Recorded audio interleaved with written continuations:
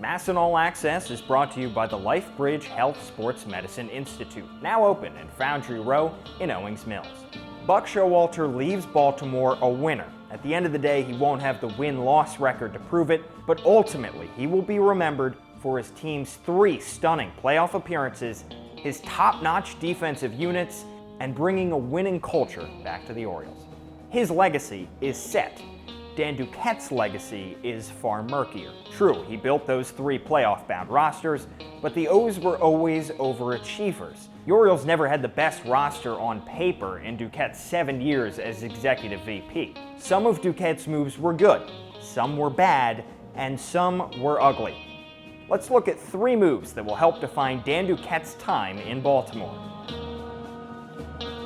There were several contenders for this prize. You could include the signing of Nelson Cruz, who mashed 40 homers in 2014, or the trade for Mark Trumbo, who mashed 47 in 2016. But I'm going to go with the acquisition of Miguel Gonzalez. Remember him?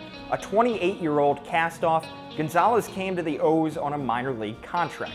4 years later, he left Baltimore with almost 100 starts, a sub-4 ERA, and 2 terrific postseason performances. Duquette had a knack for finding hidden gems, and Gonzalez was the shiniest of the bunch.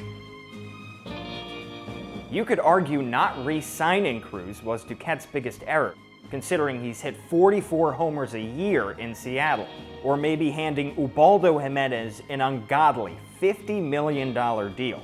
But let's go with the Scott Feldman trade of 2013.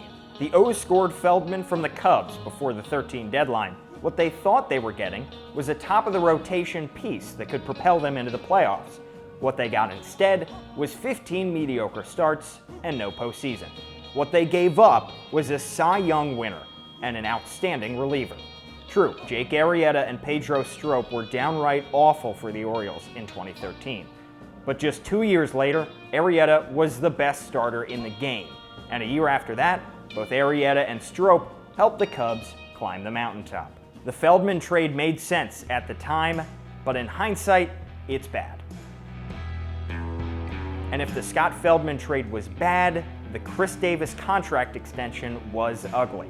As our own Rock Kabako mentions, Dan Duquette wasn't in favor of the deal at the time that it was made.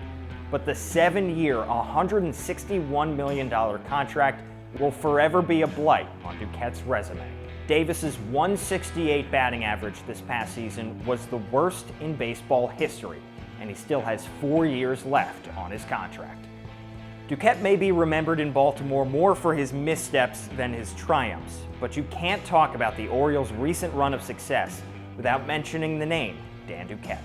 Mass and All Access was brought to you by the LifeBridge Health Sports Medicine Institute, now open in Foundry Row in Owings Mills.